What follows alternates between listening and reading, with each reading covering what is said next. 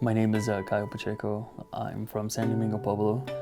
I'm born and raised there. I've been living on the reservation for 23 years. Growing up, I grew up with four brothers, including me, which makes me five. And also, I grew up with five other girls in the household, which I consider my sisters.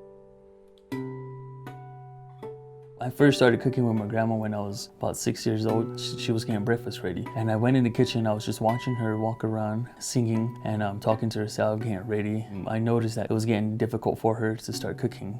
The pans she couldn't pick up because we cooked with cast iron pans. So they were very heavy for her. And then I stepped in, I started whisking the eggs, and she started telling me how food is life. And you have to feed your soul every day.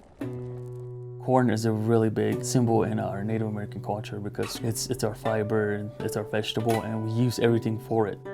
Making blue corn masa it's the same procedure as the white corn. We grind the corn by hand, and we just keep spinning the wheel, which is the reason why we are strong, or why my grandma's strong, because she used to do it by hand. The difference between blue corn and white corn is the blue corn is a much more denser, much more heavier kind of corn. Once I finish grinding the corn, I gather my lard, my salt, and my boiling water.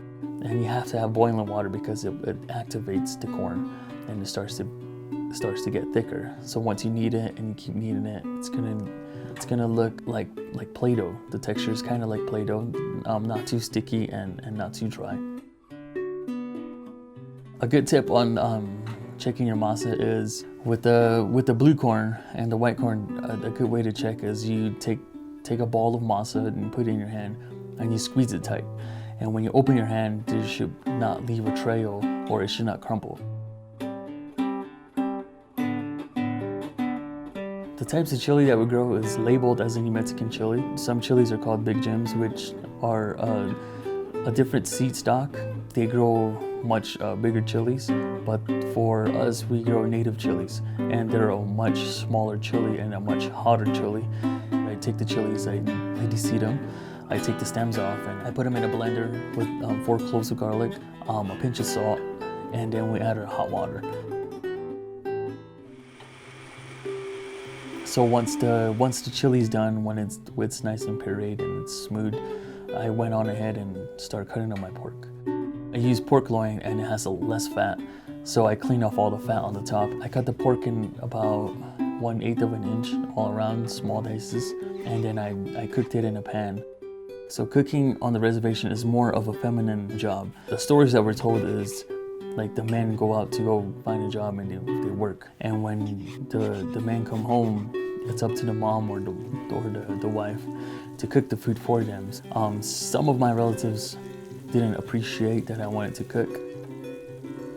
My ultimate goal is to give my community the diet that they deserve, to bring the traditions of organic farming back and learning the traditional foods from my home, because it's what my ancestors ate a long time ago. It's what kept them alive. It's what sustained them throughout life, and it's a way to connect to my ancestors on what they ate.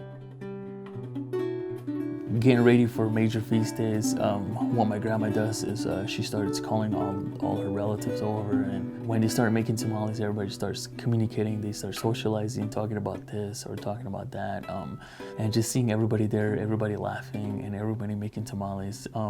When on those days they make hundreds and hundreds of tamales because everybody comes by. It's a really great time. The way I make tamales is you get your corn husk, but make sure to use the rough side of the corn husk, because if you use the softer side, the tamale is gonna stick. So you take a handful of masa, which is approximately about 3-4 ounces, and you kind of spread it out all over the corn husk. And then you get some filling, which is about 2 ounces of filling, and you just kind of make a straight line down it. So once you cover the pork filling with the masa, then you go ahead and overlap it like almost like a burrito. Then you take one end and you fold it halfways. Then you take some strings of corn husk, and you want the corn husk to be at least 1/8 of an inch, because that way they have the resistance of not to tear. So once you fold half of the tamale in half, then you start tying it. The way my grandma cooked, she always had to have structure. She always had to have presentation and make sure that every single thing on the dish is hot. And when it was served, she made everybody sit down before the food was served, so that everybody can have a nice warm meal. My grandma and my parents always supported me in being a cook. So I just kept on going and kept on going and cooking. And I changed the atmosphere of my home into that anybody can cook.